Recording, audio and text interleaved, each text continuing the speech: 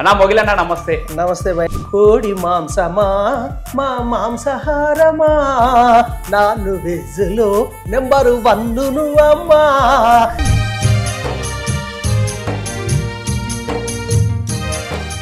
ఈ క్లాసుకు నేను leader, class అందరికి నే లీడరు, అల్లరి చేసే పిల్ల వాళ్ళను అరికట్టువాణ్ణే, నేనే క్లాసు లీడరు.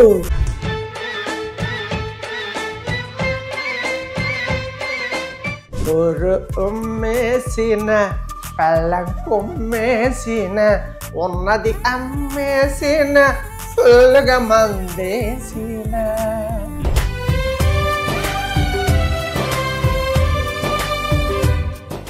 ఎక్కడ చూసిన భార్యల పైన ఏడ్చే మగవాళ్ళు, అక్కడ ఎక్కడ చూసిన ఒకటే గుసగుసలు.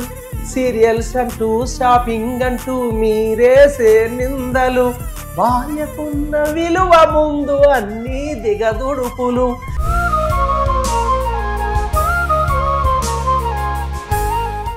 నన్ను పెళ్ళాడిన నా భార్య అన్న సబెడుతుంటే, మందు మానవని ప్రతిరోజు గొడవెడుతుంటే నాకు విసుగొచ్చింది, కోపము వచ్చింది, ఆ పైన మందు షాపు గుర్తొచ్చింది.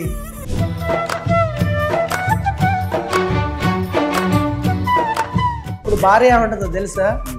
ఏదో ఒక రోగం నీకు పుట్టే వరకు పగలు రేయి నువ్వు తాగుతూ ఉంటావు.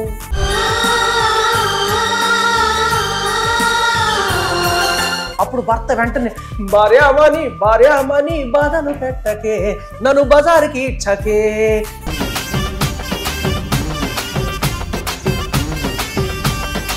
మరి యాజ్ ఏ స్టాండప్ కమెడియన్గా నేను నవ్వుకు ఒక నిర్వచనం కనిపెట్టడం జరిగింది. నవ్వితే హ్యాపీ, లేకపోతే బీపీ, నవ్వలేని వాడు పాపి. మా తాగుబోతుల గొప్పతనం ఒక్క మాటలో చెప్తా సార్. విస్కీ తాగినాడు ఇష్టలోకం పోతాడు, కళ్ళు తాగినాడు కైలాసం పోతాడు, బీరు తాగినాడు బ్రహ్మలోకం పోతాడు, ఏమి తాగినాడు ఏమలోకం పోతాడు. నమ్మకంగా ఎవరి దగ్గరైనా పని చేద్దామంటే అందరూ నమ్మించినట్టే నమ్మించి అవకాశం ఇవ్వకుండా నన్ను చూసేవాళ్ళు. మిమ్మల్ని ఒకసారి వైరాల్లో కలిసా నేను. ఫస్ట్ టైం మిమ్మల్ని కలవడం, అంటే మీ పర్ఫార్మెన్స్ చూసిన తర్వాత మీ జర్నీ తెలిసిన వాడు కన్నా నాకు కంట్లో నీళ్ళు దొరుకుతాను యాక్చువల్గా. అందరికీ నమస్కారం, వెల్కమ్ టు మనం టీవీ. నేను మీ పవన్ బేస్వాడ్. మామూలుగా సినిమా రంగంలో విజయం సాధించిన తర్వాత, అంటే కొన్ని విజయాలు పొందిన తర్వాత సినిమా రంగంలో నిలదొక్కుకోవటం చాలా కష్టం. కానీ వచ్చినటువంటి అరకొర అవకాశాలను ఉపయోగించుకొని సినిమా రంగం మీద ప్రేమతో సిల్వర్ జూబ్లీ జరుపుకున్నటువంటి ఒక సీనియర్ హాస్య నటులు, మా ఖమ్మం కళాకారుడు, మా ఖమ్మం బ్రహ్మానందం గారు ఈరోజు మనతో పాటు ఉన్నారు. ఆయన మీకు ముఖ పరిచయం ఉంది. ఎలాగంటే నాగబాబు గారి షోలో కావచ్చు, లేదంటే జబర్దస్త్ కావచ్చు, ఇతరత్ర చాలా కామెడీ షోస్లో వాళ్ళు ఫైనల్కి వెళ్ళి విజయం సాధించిన షోలు చాలా ఉన్నాయి. సో ఈరోజు ఆయన జీవిత చరిత్ర తెలుసుకుందాం. ఎందుకంటే ఎంతోమందికి స్ఫూర్తిదాయకం. ఇంకా స్టిల్ సినిమా రంగాన్ని నమ్ముకొని, కళామ్మ తల్లిని నమ్ముకొని అడుగులు వేస్తూ ముందుకు వెళ్తున్నారు. ఆయన కథ ఏంటో ఆయన మాటలోనే తెలుసుకుందాం. అన్నా మొగిలన్నా నమస్తే. నమస్తే భయ్యా. ఏమనాలన్నా, మొగిలన్నా అనాలా? మాకు అంటే మనకున్నటువంటి అనుబంధం ప్రకారం మొగిలన్నాను పిలవాలా, లేకపోతే ఒక యాంకర్ అని పిలవాలా, హాస్య నటులను పిలవాలా, మిమ్మల్ని ఏమని పిలవాలి? నేను ఇష్టపడేది మొగిలన్న అంటే హ్యాపీ. ఓకే మొగిలన్నా, చాలా రోజులకు కలిసాం. అవును. అయితే మీ గురించి నాకు మొత్తం తెలుసు, కానీ మీ గురించి తెలియని చీకటి కోణాలు కొంతమందికి తెలియపరచాలి. 25 సంవత్సరాలు పూర్తి చేసుకున్నారు. వచ్చినటువంటి అవకాశాలను సద్వినియోగం తెలుసుకొని ఒక్కొక్క మెట్టు ఎక్కుతూ ఇంత దూరం వచ్చారు. ఈరోజు తమ్ముడు గుణకర్ కూడా ఇదే రంగం మీ వారసత్వాన్ని అందిపుచ్చుకొని కళామ్మ తల్లితోనే కొనసాగుతున్నాడు. సో ముందు మీ గురించి, మీ మాటలో ఎక్కడ మొదలు పెట్టారు, ఎక్కడి వరకు చేరుకున్నారని ఫీల్ అవుతున్నారు? అందరికీ నమస్కారం. 25 సంవత్సరాలు కళామ్మ తల్లి సేవలో కళారంగమే జీవనోపాధిగా బతుకుతున్నాను. నేను BA BD చదివాను. అమ్మా నాన్న ఉద్యోగం కోసమే నన్ను చదివించారు. నేను ఏకలవ్య వారసుడిని, ఎరుకల కులానికి చెందినటువంటి వ్యక్తిని. అందువల్ల వాళ్ళకి తక్కువ చదువుకున్న ఉద్యోగం వస్తుందని చదివించడం జరిగింది. కానీ నాకు సినిమా అన్న కళారంగం అన్న ఇష్టం ప్రాణంతో ఇటు రావడం జరిగింది. అమ్మ నాన్న, నాయనమ్మ, తాతయ్య, బావ, చెల్లి, తమ్ముడు, మరదలు, ముఖ్యంగా ప్రస్తుతం నా శ్రీమతి వాళ్ళ సహకారంతో నేను కళారంగంలోనే 25 సంవత్సరాలు విజయవంతంగా పూర్తి చేసుకోవడం జరిగింది.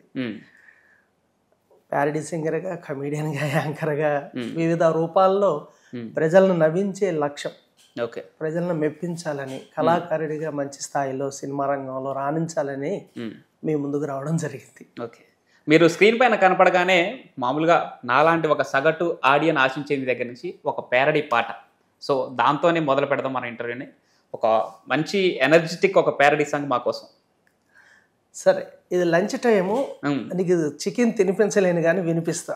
ఓకే, నాకు మాలో ఆశలు రెచ్చగొడతారేమో ఇప్పుడు ఆ చికెన్ పాట పాడి. బాగా పేరు వచ్చిన పాట ప్యారడీలో. కోడి మాంసమా మా మాంసహారమా, నాన్ను వెజ్జులో నెంబరు 1 నువ్వమ్మా, నిన్నే నిన్నే నానాలు తినాలని అంటుందే, ప్రతిరోజు ప్రతి పూట నిన్నే వండమంటున్నదే. చికెను చికెను చికెను ఓ చికెను, తినకొండలేము సెకను. నాటుకోడి మాంసం ప్రజలకెంతో ఇష్టం, పులుసు పెట్టుకుంటే నంజుకు గారెలు తింటుంటే అది రేటి ఆరుచులు పోయేనే మామతులు, ఆదివారం వచ్చిందో నీతోనే విందులు, కులమేదైనా మతమేదైనా అందరూ నిన్ను బాగా ఇష్టపడతారు.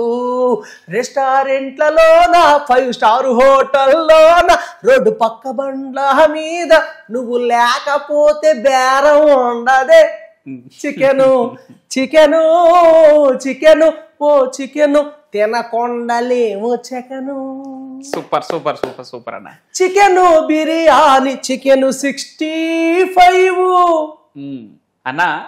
ఈరోజు ఆదివారం కూడా కాదు, మీరు చికెన్ పైన మరి సరే ఇంటర్వ్యూ తర్వాత మనం ప్లాన్ చేసుకుందాం సపరేట్గా. థ్యాంక్ యూ సో మచ్ అన్న మీ చికెన్ సాంగ్కి. అయితే ఈ ప్యారడీ సాంగ్స్తో మీరు కొన్ని అవకాశాలు కూడా రాబట్టుకున్నారు. ఏ సాంగ్ మీకు పేరు తెచ్చింది బాగా? ఏ అవకాశం మీరు పొందారు ఈ సాంగ్స్ వల్ల?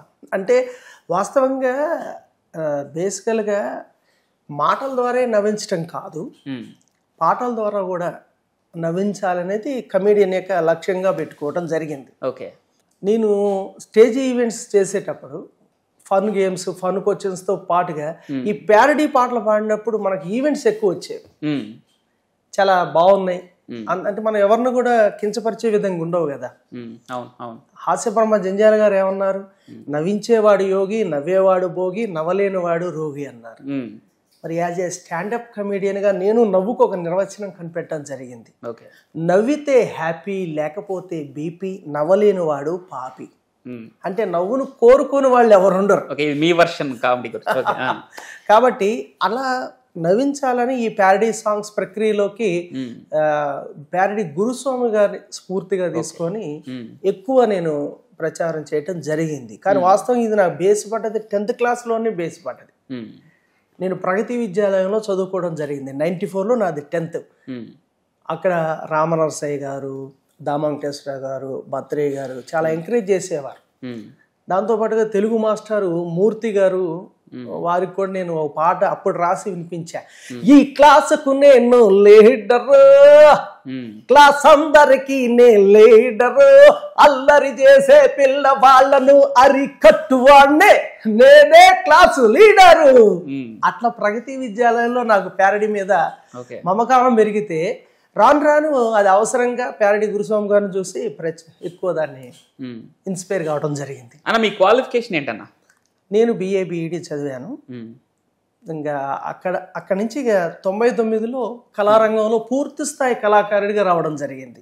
అంటే మీరు అంటే కళారంగంలోకి అడుగు పెట్టడానికి మీ ఇన్స్పిరేషన్ ఎవరు? ఎందుకంటే అంటే నాన్నగారు కానీ లేదంటే మన ఫ్యామిలీ మెంబర్స్ పూర్వీకులు ఎవరన్నా ఈ కళామ తల్లికి సేవ చేసుకున్న వాళ్ళు ఉన్నారా, లేదంటే మీ ఇంట్రెస్ట్తోనే మాత్రమే మీ దగ్గర నుంచి ఆరంభం? అంటే వాస్తవంగా అట్లా ప్రొఫెషనల్గా లేరు, కానీ ఆ నాయనమ్మ వీళ్ళిద్దరూ కూడా చుట్టూ ఉన్న మనుషుల్ని చాలా బాగా ఇమిటేట్ చేసేవాళ్ళు. నాయనమ్మ ఇట్నేమంటారు, మంగళహారతులు బాగా పాడుతుంది. నాన్న కూడా చాలా మంచి కమీడియన్. ఆయన రైస్ మిల్ డ్రైవర్గా తాటిపూడిలో పనిచేసేవాడు.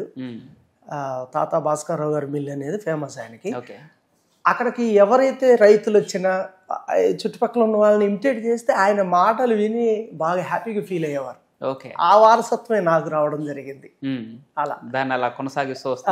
ఇంకొక ముఖ్యమైన విషయం ఏంటంటే 93లో తాటిపూడిలో ఎలమందల నగేష్ గారని హాస్యబ్రహ్మ జంజాల గారు రచించిన అయ్య బాబోయ్ మా కొద్ది పని వాళ్ళని నాటికతోటి నేను రంగస్థలంపై కాలు మోపాను. ఎలమందల నగేష్ గారు వారు ద్వారా నేను రంగస్థలం మీద ఆ నాటిక వేసి నేను మంచి పేరు తీసుకోవడం జరిగింది. 1999లో యాక్టివ్ స్వచ్ఛంద సేవా సంస్థ అని కల్లూరులో ఉంటే కళాజేత ఒక సామాజిక అంశాలను ప్రచారం చేసే కళాజాతాలో పూర్తి స్థాయి కళాకారుడిగా మహమ్మద్ జమా గారు, కోమాకుల సీతారాములు గారు, కొమిరి టి వెంకన్న గారు వీరందరి సహకారంతో అలా రావడం జరిగింది. కానీ నేను నాలో ఉన్న కామెడీని, నాలో ఉన్న కళాకారుడిని ఇటు బాగా వెలికి తీసింది మా గురువు గారు మల్లం రమేష్ గారు. వారి బృందంలో చేరిన తర్వాత నేను ఇంకా పూర్తి స్థాయి ప్రొఫెషనల్ కళాకారుడిగా రూపాంతరం చెందడం జరిగింది. గత 25 సంవత్సరాల నుంచి చూసుకున్నా కూడా నవ్వు, హాస్యం, కామెడీ ఏది చెప్పుకున్నా బ్రహ్మానందం గారే ముందు గుర్తొస్తారు. అలాంటి బ్రహ్మానందం గారిని నవ్వించినటువంటి సమర్థులు మీరు. అంటే మీతో పాటు సుధీర్ గారు లాఫ్టర్ ఛాలెంజ్ మీరు విన్నర్స్. అవును. మరి ఎలా నవ్వించారు? బ్రహ్మానందం గారే మీ స్కిట్ చూసి నవ్విన తర్వాత మీ భావం ఎలా ఉంది, ఏంటి, మీరు ఎలా ఫీల్ అయ్యారు, ఏంటి? 2018లో the great Telugu laughter challenge star మాల్దాం. దానికి బ్రహ్మానందం గారు ముఖ్య అతిథి అన్నట్టు వారు. మరి అలాంటి అవకాశం వస్తుందని వారిని మెప్పించడం అనేది సామాన్యమైన విషయం కాదు. అది ఆ అదృష్టం మాకు దక్కింది. డైరెక్టర్ సంజీవ్ సార్ ఎంకరేజ్మెంట్తో బ్రహ్మానందం గారిని నవ్వించి వారి చేతుల మీదుగా బహుమతిని అందుకోవడం జీవితంలో ఎవరైనా ఏం సాధించేవారంటే చాలా అనిపిస్తుంది. ఓకే, బ్రహ్మానందం గారిని మెప్పించినటువంటి ఒక చిన్న ప్యారడీ సాంగో లేదంటే ఒక నవ్వు జోకో ఏంటి మాకోసం? ఒక స్టాండప్ చెప్తాను. ఆ షోలో చేసిన జోక్ చేయాలంటే మళ్ళీ సుధీర్ గారు అవసరం, మీ పార్ట్నర్ కావాల్సి వస్తుంది మళ్ళీ. కాబట్టి ఖుషిగా నాగబాబు గారి షోలో నాకు తాగుబోతు క్యారెక్టర్ బాగా పేరు వచ్చింది. అవును. అదొకటి. కరోనా టైంలో మీరు మా ఇంట్లో ఉండి మమ్మల్ని నవ్వించినట్లే ఫీల్ అయినా, వాస్తవంగా మాట్లాడుతున్నాను. థ్యాంక్ యూ నవ్వుల నవాబు నాగబాబు గారు. ఓకే. ఉమ్మేసిన పళ్ళం కుమ్మేసిన ఉన్నది అమ్మేసిన ఫుల్గా మందేసిన ఉన్న బార్లన్నీ మూసేసిన ఊరు వాడంతా తెగ తిరిగిన మందు వాసనని పసిగట్టిన కడుపు నిండా తాగొచ్చిన. నమస్కారం సార్, మా తాగుబోతులు అన్యాయం చేశారు సార్, మా తాగుబోతులు ఏ అపకారం చేశారు సార్. అరే, ఒక్కొక్క రాజకీయ పార్టీకి ఒక్కొక్క టీవీ ఛానల్ ఉంది, మరి మా తాగుబోతులకి ఏది సార్ టీవీ ఛానల్? మాకు ఉండదు సార్ ఎంటర్టైన్మెంట్. మమ్మల్ని తప్ప ఎవరు ఎంటర్టైన్ చేస్తారు సార్? మా తాగుబోతుల గొప్పతనం ఒక్క మాటలో చెప్తారు సార్. మా చేతిలో డబ్బులు లేకపోయినా బారుకుపోతాం. మా ఫ్రెండ్స్కి క్వార్టర్కి 10 రూపాయలు తక్కువ అయిందంట, వాళ్ళకి ఉంటే విలువలాడిపోతుంది సార్. తలపది ఇచ్చేస్తారు సార్. ఇక్కడ గమ్మత్తు ఏంటంటే వాళ్ళు ఇచ్చిన మందుతోటి వాళ్ళకంటే కాస్ట్లీ మందు తాగుతాను సార్. ఓకే సార్, మా తాగుబోతుల గొప్పతనం ఒక్క మాటలో చెప్తారు సార్. విస్కీ తాగినాడు ఇష్టలకం పోతాడు, కళ్ళు తాగినాడు కైలాసం పోతాడు, బీరు తాగినాడు బ్రహ్మలోకం పోతాడు, ఏమి తాగినాడు ఏమలోకం పోతాడు. మా తాగుబోతులకి ముసలితనం రాదు సార్. ఎందుకో తెలుసా? తాగి మధ్యలోనే పుట్టుకోమంటాం కాబట్టి. ఓకే అన్న, ఇది మీరు తాగుబోతుగా హాస్యం పండించినటువంటి మాటలు ఇవి. కానీ ఇదే తాగుబోతుగా ఒక హాస్యమైనటువంటి బాధలు కూడా చెప్పారు మీరు. అవును, అది కూడా మాకోసం తప్పనిసరిగా. కల్లూరు అప్పయ్య 1 hour మూవీ, రచనా దర్శకత్వం ప్రముఖ రచయిత దర్శకులు కొత్తపల్లి శేషు గారు తీసి దాంట్లో నన్ను ఒక కామెడీ విలన్గా చూపించారు. అది కూడా చాలా బాగా పేరు వచ్చింది నాకు. అరే తమ్ముడు, నా మీదే పంచలేరా రే, నేను స్టేజ్ మీద పంచలేస్తే ఖమ్మం బ్రహ్మానందం అని మస్తు చప్పట్లు కొట్టారా. తమ్ముడు, ఆ చప్పట్లేరా నన్ను హైదరాబాద్ పోయేలా చేశాయి, ఆ చప్పట్లేరా సినిమా ఆఫీసుల చుట్టూ తిరిగేలా చేశాయి తమ్ముడు. కానీ ఎక్కడ చూసినా నిరాశ, ఎటు చూసినా చీకటి. నమ్మకంగా ఎవరి దగ్గరైనా పని చేద్దామంటే అందరూ నమ్మించినట్టే నమ్మించి అవకాశం ఇవ్వకుండా నన్ను హేళనగా చూసేవాళ్ళురా. అందుకే నమ్మకంగా కోడి వెంకటరత్నం దగ్గర చేరా, అది నమ్మకంతో వాడి గొంతు కోస్తా, అదే నమ్మకంతో వాడి గొంతు కోస్తా.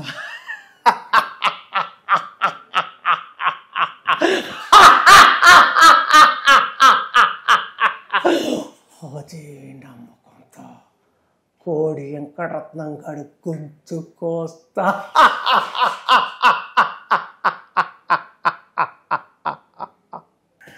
అన్నా, మిమ్మల్ని ఒకసారి వైరాలో కలిసా నేను. ఫస్ట్ టైం మిమ్మల్ని కలవటం. మీ జర్నీ తెలిసిన వాడు కానీ నాకు కంట్లో నీళ్ళు దొరుకుతాను యాక్చువల్గా. అంటే మీ పర్ఫార్మెన్స్ చూసిన తర్వాత మాటల్లో చెప్పలేకపోతున్నాం వాస్తవంగా. అందుకనే ఎందుకంటే మా కమ్ము అతను ఇంత గొప్ప నటుడై ఉండి ఎందుకు అవకాశాలు పొందట్లేదు అనే ఒక బాధ. ఇది బాగా వచ్చిందా? మా పవన్ ఏడ్చిందంటే, అయ్యో మా పవన్ ఏడ్చిందంటే. ఎంఎస్ నారాయణ గారు స్వర్గీయ ఒక చక్కని స్ఫూర్తిదాయకమైనటువంటి మాట చెప్పారు ఆయన. ప్రయత్నిస్తూ మరణిస్తే గెలిచినట్లే, ప్రయత్నిస్తూ విరమిస్తే మరణించినట్లే. ఎంత అద్భుతమైనటువంటి స్ఫూర్తి మనకి. కళారంగాన్ని నమ్ముకొని కళామ తల్లి సేవలో ఉన్న మనం సక్సెస్ కోసం నిరంతరం ప్రయత్నం చేస్తూనే ఉన్నాం. ఆ మహానుభావుడి మాటలు ఇంకా నాలో నూతన ఉత్సాహాన్ని నింపాయి. అది ఇప్పుడు కాస్త మనం కామెడీలోకి వెళ్ళిపోదాం. ఓకే, వెళ్దాం ఖచ్చితంగా కామెడీ. కానీ ఇందాక మీరు రాసినటువంటి మీ సొంత డైలాగ్స్ అవన్నీ? లేదు, రైటర్ గారే రాశారు. అందుకే ఇప్పుడు నా గురించి మీకు ఎలా తెలుసో, కొత్తపల్లి శేషు అన్నయ్య మా సీనియర్ కళాకారుడు, అందువల్ల నా గురించి కూడా అతనికి తెలుసు. కొంత నా జీవితాన్ని కొంత డ్రామాని మిక్స్ చేసి రాయడం జరిగింది. అది నాకు చాలా మంచి పేరు వచ్చింది. కల్లూరు అప్పయ్య 1 hour మూవీ అన్నమాట అది. అలా. ఓకే, ఇక్కడ ఏంటన్నా ఇక్కడ కొంచెం మీరు పార్షియాలిటీ చూపించారు. మీ ఊరిని కాకుండా ఏదో గుట్ల బజార్ని ఫేమస్ చేసారేంటన్నా, నాకు అర్థం కాదు. ఓకే, ఖమ్మం, అది కూడా ఖమ్మంలోదే. కానీ మీరు తాటిపూడిని వైరాని అక్కడ ఫేమస్ చేయాలి మీరు. కానీ మీ మేనరిజంగా గుట్ల బజార్ని ఎందుకు ఎంచుకున్నారు? అంటే ఇప్పుడు మాత్రం ఎందుకంటే మాది గుట్ల బజార్ పవన్ అన్నది మీరు, దాని వెనక రీజన్ చెప్పాలి మాకు. కమేడియన్కి ఒక గుర్తింపు త్వరగా రావాలంటే ఒక మేనరిజం ఉండాలనేది నేను నమ్మాను. సీనియర్లను చూసా. ఓకే, అప్పుడు మనం ఏషియా కామెడీ షోలు ఇది బాగా నాగబాబు గారు ఖుషి ఖుషిలో ఫేమస్ అయింది. అవునవును. దానివల్ల ఏమవుతుందంటే ఖమ్మం గుట్ల బజారుకు ఒక ప్రత్యేకత ఉంది. వాస్తవం మహానుభావులు ఉన్నారు అక్కడ. ఏదన్నా ఒక విషయం అడిగారు అనుకో, అబ్బా మీకు ఎలా తెలుసండి ఈ విషయం? మాది ఖమ్మం గుట్ల బజారు సార్. అసలు ఇన్ని క్వశ్చన్లు అడిగినా ఎవరు చెప్పలేదండి. మీరు ఎలా చెప్పారు? మాది ఖమ్మం గుట్ల బజారు సార్. ఈ మేనరిజం నాకు ఒక గుర్తింపుని, ప్రత్యేక గుర్తింపుని తీసుకురావడమే కాకుండా ఖమ్మం గుట్ల బజారు గురించి కూడా మరొకసారి ప్రేక్షకుల్లో నానటం జరిగింది. అది కూడా నవ్వించాలనే కాన్సెప్ట్. అంటే గుట్ల బజార్ అంటే కొంచెం క్యాచీగా ఉందని, క్యాచీగా ఉంది, కామెడీగా కూడా ఉంది. ఓకే, అది బాగా పేలటం జరిగింది. సరే పోన్లేండి, ఖమ్మంలో ఎంచుకున్నారు కాబట్టి మేము కూడా సంతోషించాం. ఇప్పుడు మా ఊరు గురించి నేను అనేక వేదికల పైన నన్ను అడుగుతూ ఉంటారు, మీది ఎక్కడ, మీది ఏ ఊరు. అందరికి నేను చెప్పలేను కాబట్టి దాన్ని నవ్వుతూ నా అడ్రస్ చెప్పే విధానాన్ని కూడా నేను క్రియేట్ చేసుకున్నాను. ఒక జోక్ ని కాస్త అన్వయించుకోవడం జరిగింది. Please please. హలో, ఎవరు మాట్లాడుతున్నారు? హలో, మిమ్మల్ని ఎవరు మాట్లాడుతున్నారు? మాది ఖమ్మం అండి. అయ్యో బాబు, మీది ఖమ్మమా? మాది కూడా ఖమ్మమేనండి. ఖమ్మంలో మీరు ఎక్కడి నుంచి మాట్లాడుతున్నారు? వైరామండలం. అబ్బా అబ్బా అబ్బా, మాది కూడా వైరామండలమేనండి. వైరామండలంలో మీరు ఏ ఊరు నుంచి మాట్లాడుతున్నారు? తాటిపూడి. అరే, మాది తాటిపూడేనండి. తాటిపూడిలో మీరు ఎక్కడి నుంచి మాట్లాడుతున్నారు? రామాలయం వెనక. అరే, రామాలయం వెనకే ఉంటామండి. ఇంతకు ఎవరు మాట్లాడుతున్నారు? నీ మొగుడినే బీరువా తాళాలు ఎక్కడ పెట్టుకోయా? Super super. ఇట్లా మా ఊరి పేరు వస్తుంది, పబ్లిక్ కి ఫన్ వస్తుంది. Correct correct.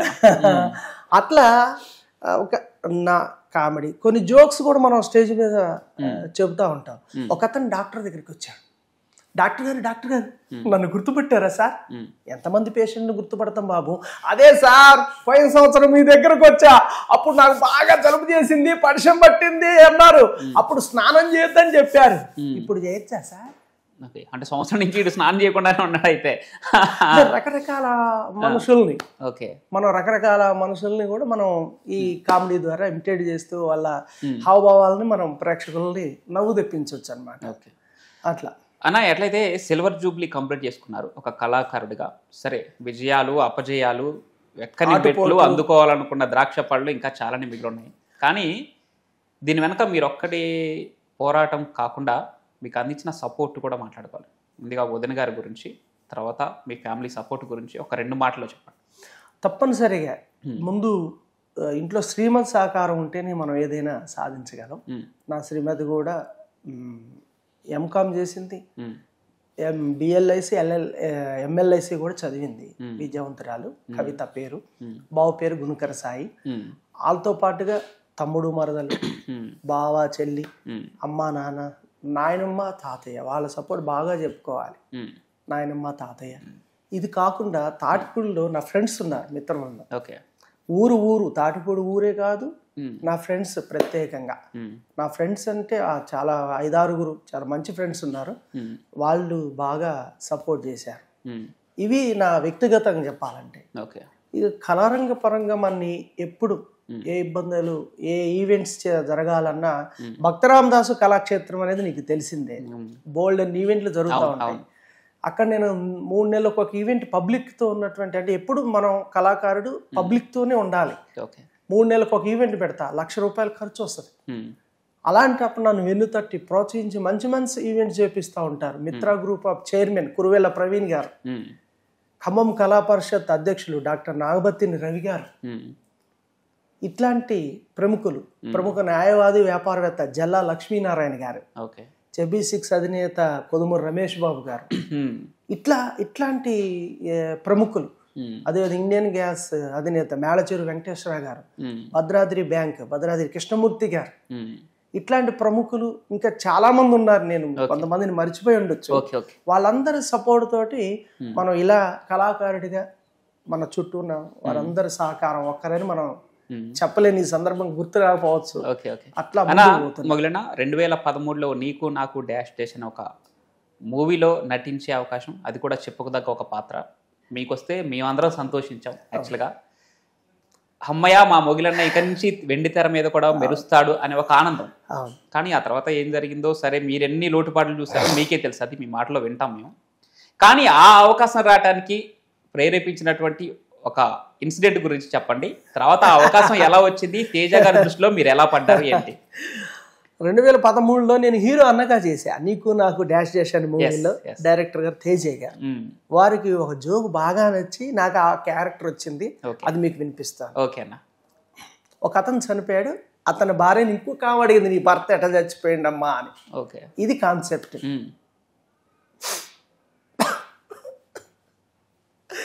వదినా ఓ వదినా ఎట్లా చచ్చిపోయింది వదినా రావన్నో అనేసరికి ఇంకా భార్య చెప్తా ఉందన్నమాట. ఏం చెప్పమంటావు వదినా, ఏం చెప్పమంటావు వదినా, మీ అన్నయ్య పొద్దున్నే లేచి కూలి పోయి ఇంటికి వచ్చి క్యారేజీ నా చేతికిచ్చి స్నానం చేస్తా అన్నాడు వదిన. సరే అన్నాడు, చేయలేదు కదా, చేయమని చెప్పిన. ఇక ఆయన పోసుకుంటాడు, నేను తోడతాను, ఆయన పోసుకుంటాడు, నేను తోడతాను.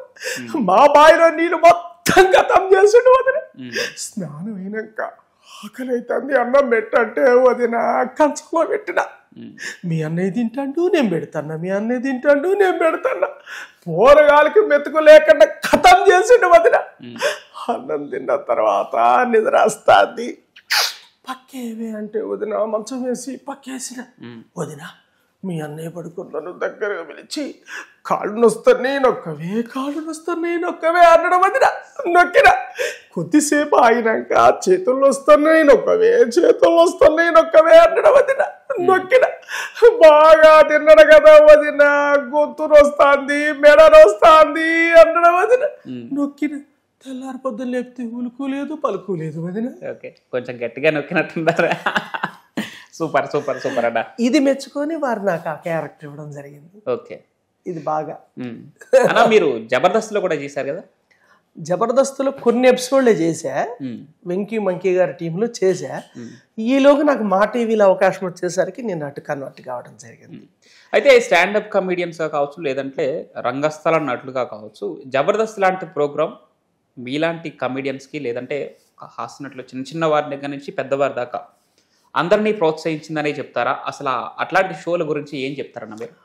వాస్తవంగా మనలాంటి కళాకారులకి జబర్దస్త్ షో అనేది ఒక పెద్ద వరం. ఓకే, ఎంతోమందికి, కొంతమంది నిలదొక్కవచ్చు, కొంతమంది వెళ్ళిపోవచ్చు, కానీ 90% మంది కళాకారులని బతికించింది సినిమా అవకాశాలు, స్టేజీ ఈవెంట్స్. సినిమా అవకాశాల కంటే కూడా స్టేజీ ఈవెంట్స్ లక్షల ఇన్కమ్ని, కుటుంబాలని బలోపేతం చేయడానికి ఉపయోగపడ్డాయి. అంటే మల్లెమాల నిజంగా కళాకారుల తరపున, ముందు నా కామెడీ తరపున నేను వారికి రుణపడి ఉన్నట్టే. ఎందుకంటే నేను చేయొచ్చు చేయకపోవచ్చు అది కాదు, కానీ మనలాంటి కళాకారులకి ఎంతో మందికి. అయితే దాంట్లో పనిచేసి కొద్ది గొప్ప పేరు సంపాదించుకున్న తర్వాత బయటకు వచ్చి ఆ షో మీద కూడా విమర్శలు చేసిన వాళ్ళు ఉన్నారు. బహుశా అది వాళ్ళ వ్యక్తిగతంగా వాళ్ళు ఎదుర్కొన్న సమస్యలు కావచ్చు. ఎక్కడైనా ఏదైనా చిన్న పెయిన్ ఉంటుంది, కొంతమంది బయటపడతారు, కొంతమంది బయటపడరు. కాబట్టి ఎక్కడైనా లోటుపాట్లు ఉంటాయి.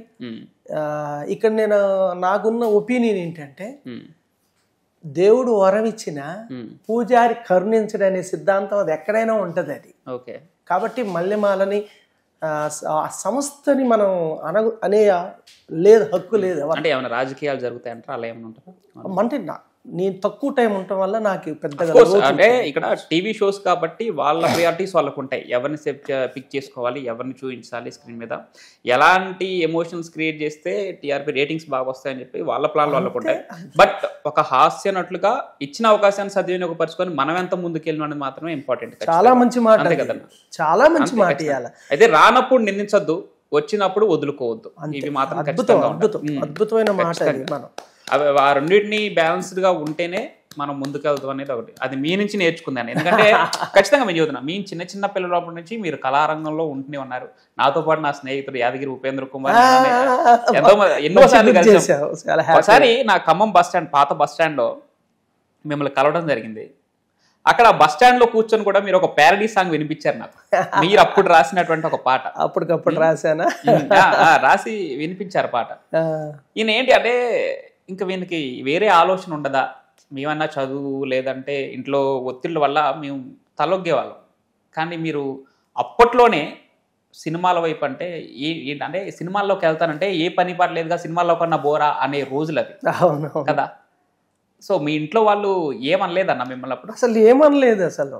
అదే అదృష్టం నిజంగా. చెప్పాను కదా, జాబ్ కోసమే అమ్మా నాన్న చదివించారు, కానీ నన్ను బాగా వాళ్ళు గౌరవించి ప్రేమించి ముందుకు నడిపించారు. ఎక్కడ అబ్జెక్షన్ లేదు అసలు. ఇప్పుడు కూడా, ఇప్పటికీ కూడా ఎక్కడా లేదు అబ్జెక్షన్. కాకపోతే కమర్షియల్ బ్రేక్, సినిమాల్లో మంచి క్యారెక్టర్లు చేయాలి, మంచి పేరు సాధించాలి అనేది ఉంది ఆ నేపథ్యంలో. అయితే అప్పుడు నీకు వినిపించిన పాట నాకు గుర్తుకొచ్చింది, పాడేస్తాను. నీకు వినిపించిన పాట అప్పు మీద రాశా. చదువుకున్న పిల్లవాడు అప్పులు చేసి చదివిస్తే ఆ అప్పులు జాబ్ రాకపోతే అప్పులు తీర్చడానికి మళ్ళీ పెళ్ళే. ఆ పెళ్లి పిల్లతో ఈ పిల్లవాడు అంటున్నదే నేను రాశాను అప్పుడు. ఎక్కడ పడితే అక్కడే నే అప్పులు చేశానే, అప్పులు తెచ్చిన దగ్గర మహా గొప్పలు చెప్పానే, ఎక్కడ పడితే అక్కడే నే అప్పులు చేశానే. అప్పులు తెచ్చిన దగ్గర మహా గొప్పలు చెప్పానే, అందిన చోటు అందినట్టు అప్పులు నేను తెచ్చానే. అప్పులు చేసిన నేనేమో హాయిగా బతుకుతున్నానే, అప్పులు ఇచ్చిన వాళ్లకు నిదరేదే. నా అప్పులన్నీ తీర్చేటి దేవతవే, నా బొక్కలిరగకుండా కాపాడే.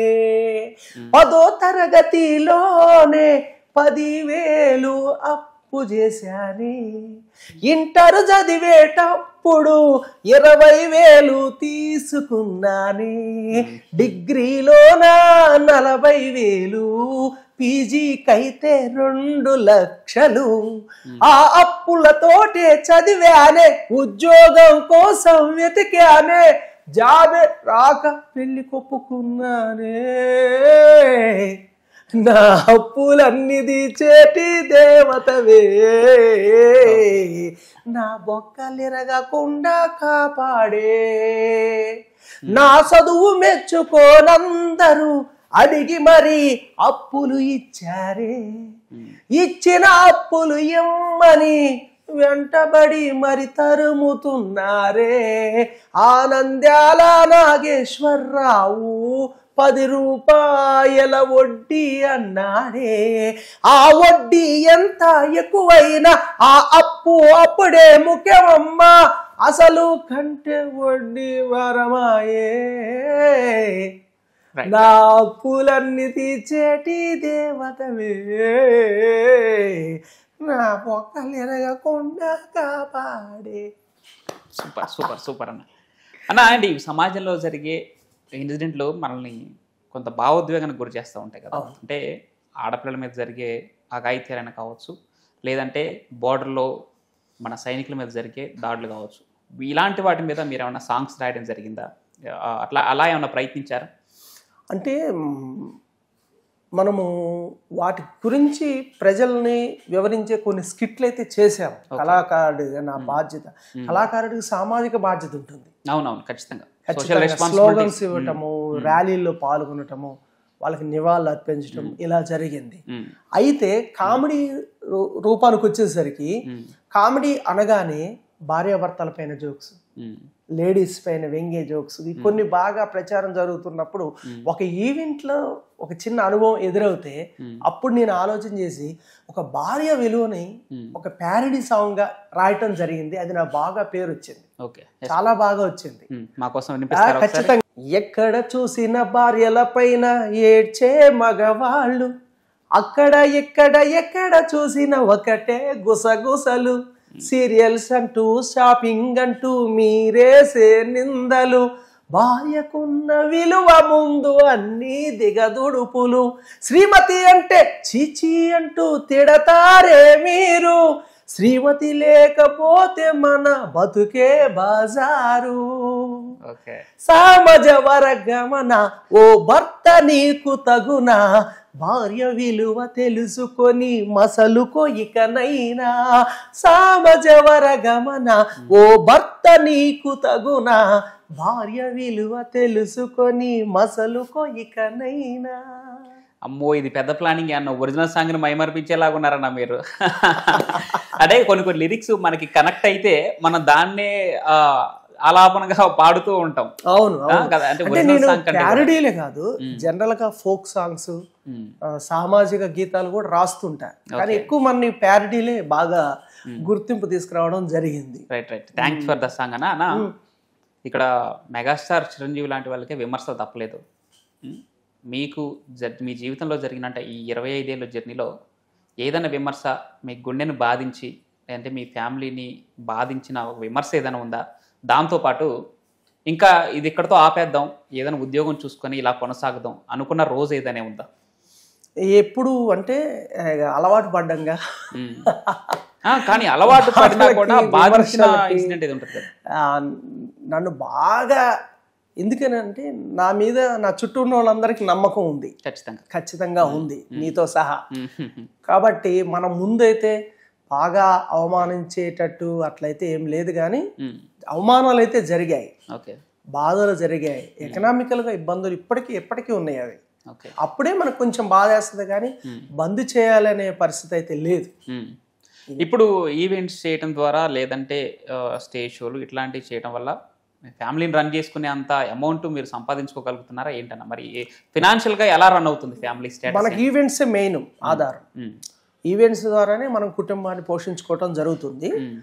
కాకపోతే ఏంటంటే మనకి ఎంత టీవీ షోస్ కానీ సినిమాలు గ్రాములు ఉంటే అన్ని ఈవెంట్స్ పెరుగుతాయి తప్పనిసరిగా. మంచి అవకాశం నాకు నన్ను ప్రపంచాన్ని పరిచయం చేసిన మనం టీవీ వారికి ముందుగా నమస్కరిస్తూ, ముఖ్యంగా మా బ్రదర్ పవన్కి కూడా థ్యాంక్స్ చెప్తూ, నేను బర్త్డే ఈవెంట్స్, రిసెప్షన్స్, ఓనీలు, ఇలాంటి occasions, meetings, corporate level meetings అన్నిటికి కూడా నేను కల్చరల్ ఈవెంట్స్, నేను ఒక్కనే కాదు, నాకు చాలా పెద్ద టీం ఉంది, సినిమా వాళ్ళని, జబర్దస్త్ టీంని, వీళ్ళందరినీ కూడా నేను ఈవెంట్స్ ద్వారా మీకు అందించగలను. ఎలాంటి అవకాశం ఉన్నా నన్ను ఎంకరేజ్ చేస్తారని మనస్ఫూర్తిగా కోరుకుంటున్నాను. అంతేకాదు సినిమా అనేది నా మెయిన్ లక్ష్యం కాబట్టి సినిమా అవకాశాలు కూడా మనం టీవీ ద్వారా వస్తాయని, ఈ ఇంటర్వ్యూ చూసిన వాళ్ళు అందిస్తారని వారిని కూడా మనస్ఫూర్తిగా కోరుకుంటున్నాను. అదే ఇందాక మీరు చెప్పారు కదా, నా హెమ్మేస్తున్నారేం కదా, మీరు ప్రయత్నంలో ఓడిపోతే అక్కడే మరణించినట్టు. మీ ప్రయత్నం 25 సంవత్సరాలు కొనసాగుతుంది, మీరు అనుకున్నది చేరే వరకు మీ ప్రయత్నం కొనసాగుతుంది అనుకుంటున్నాం. మాలాంటి వాళ్ళు కూడా విష్ చేస్తాం.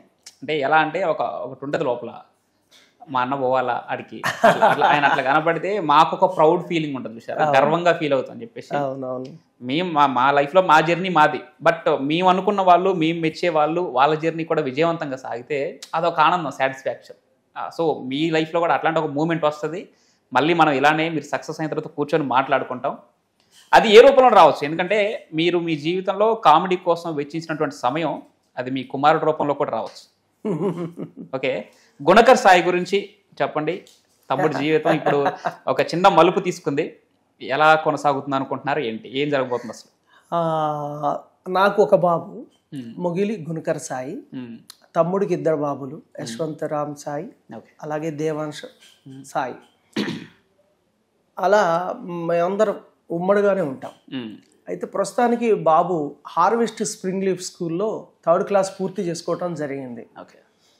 తనకి నేను ఎప్పుడు ఏమీ ప్రత్యేకంగా నేర్పింది కాదు, కానీ మన ఈవెంట్స్ చూస్తూ ముందు చాలా డ్యాన్స్ మీద ఇంట్రెస్ట్, తర్వాత నటన వైపు ప్రతిదీ తను చూసి నేర్చుకొని ఈరోజు 5,000 మంది పోటీ పడ్డ జీ తెలుగు వారు డ్రామా జూనియర్స్ లో టాప్ 30 మందిని తీస్తే ఆ 30 మందిలో గుణకర్ సాయి ఉన్నాడు. ఒక అద్భుతమైనటువంటి ప్లాట్ఫామ్ జీ తెలుగు చిన్నారులకు కల్పించినటువంటి అద్భుతమైనటువంటి ప్లాట్ఫామ్. ముందుగా వారికి ధన్యవాదాలు తెలియజేయాలి. అదే విధంగా బాబు స్టడీలో ముందుంటాడు. కల్చరల్ ఈవెంట్స్ లో కానీ మల్టీ టాలెంటెడ్ గా స్కూల్ స్ప్రింగ్ లీఫ్ హార్వెస్ట్ వారు కూడా బాగా ఎంకరేజ్ చేస్తున్నారు. మీ అందరి ప్రోత్సాహంతో బాబుకు మంచి బ్లెస్సింగ్స్ రావాలని, మంచి పేరు రావాలని కోరుకుంటున్నారు. రైట్, ఖచ్చితంగా వస్తుంది. ఇక్కడ విజయం సాధించడం గొప్ప కాదు దాంట్లో, బట్ మనకంటూ మన పర్సనాలిటీని డెవలప్ చేసుకునే ఒక మంచి అవకాశం అది ఖచ్చితంగా. గుణకర్ సాయి, నేను కూడా మీరు పెట్టే స్టేటస్లు నేను చూస్తున్నా, ఆ ఈజ్ కనపడతా ఉంది, మా జూనియర్ మోగిలి అక్కడ కనపడతా ఉన్నాడు. ఖచ్చితంగా ఇందాక అన్నా కదా, అది ఏ రూపంలో ఉన్నా మీకు విజయం వరించవచ్చు. మీ కుమారుడు రూపంలో కూడా మీరు ఆ సంతృప్తి చెందే రోజు రావచ్చు, మేబీ వస్తుంది ఖచ్చితంగా. అది మేము కూడా ఖచ్చితంగా కోరుకుంటున్నాం రావాలని. ఇప్పుడున్నటువంటి కామెడీ పరంగా చూస్తే జనాలు ఎలాంటి కామెడీని ఆదరిస్తున్నారని మీ ఉద్దేశం? అంటే మనము కామెడీ అనేది ఎప్పుడు ఎవరిగా ఫ్యామిలీ కామెడీ నిలబడి ఉంటుంది అంతే. సన్నివేశపరంగా సహజంగా వచ్చే కామెడీ శాశ్వతంగా ఉంటుంది. అట్లా జొప్పిస్తేనో, అట్లా ఇరికిస్తేనో, జస్ట్ పెదాలతో మాటలతో డొల్లిస్తేనో అది నిలబడదు. అంటే ఇప్పుడు వచ్చేటువంటి కొన్ని షోస్, రియాలిటీ షోస్ చూస్తున్నాం కదా మనం, అవి కొంత వల్గారిటీ వైపు వెళ్తున్నారు. జనాలు కూడా దాన్ని ఎంకరేజ్ చేస్తున్నారు. జనం చూస్తున్నారు కాబట్టి వాళ్ళు చేస్తున్నారు. అంటే ఓకే, జనం ఆడియన్స్ కూడా ఇలా మారిపోయారు అంటారు. అయితే ఆడియన్స్ ఏంటంటే మంచిని ఎవరైనా సరే మంచిని స్వీకరించడం చాలా లేట్ పడుతుంది. అవును, చెడుని త్వరగా మనం స్వీకరించవచ్చు. తర్వాత హాస్యాన్ని కూడా మనము శృంగారం వచ్చే విధంగా కూడా మనం లేకుండా కూడా చెప్పొచ్చు. ఉదాహరణ, మనం ఒకటి అనుకుంటాం, ఎదుటి వాళ్ళు ఇంకోటి అనుకుంటారు. తీసుకునే విధానంలో దృష్టిని బట్టే కనిపిస్తుంది సృష్టిని విన్నాను అని ఓ మహాకవి గజల్ రాశారు. ఒక ఇద్దరు లేడీస్ మాట్లాడుకుంటున్నారు. ఒక్క లైన్లో చెప్తా, ఏమదినా పని అయిందా, ఎక్కడమ్మా మీ అన్నయ్య రాంది. ఓకే, ఇలాంటివి చాలా త్వరగా క్యాచ్ చేస్తాం మేము. ఇట్లా మనకు అర్థం అదే వస్తుంది, కానీ ఎదుటోళ్ళు తీసుకునే దాన్ని బట్టి ఉంటుంది. ఎప్పుడైనా క్లీన్ కామెడీ శాశ్వతం. Okay, right. అందుకే మరొక 2 ప్యారడీ సాంగ్స్ వదిలితే మనం ఈ కార్యక్రమాన్ని ముగించుకున్నాం. ఈ మధ్యనే లేటెస్ట్ గా రాసే ఒక ప్యారడీ ఏంటంటే 2 minutes షుగర్. ఓకే, అది ప్రజల్ని ఎట్లా పీడిస్తుంది అనే దాని మీద జాగ్రత్తలు చెప్తూ రాశా. ఓకే, వాళ్ళ ఫీలింగ్స్ ఎలా ఉంటుందని. ఓకే. ఇడ్లీ తినక ఏడాదయ్యిందిరా, బోండా మరిచి 2 ఏళ్ళు దాటరా.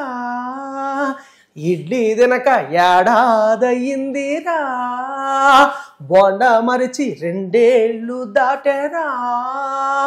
కాఫీలు, టీలు, స్వీట్లు, కొన్ని పండ్లు, కూలు డ్రింక్స్, షుగర్ వచ్చిందంటే మనకు బంధు చెయ్యాలి ఏ ముట్టకు.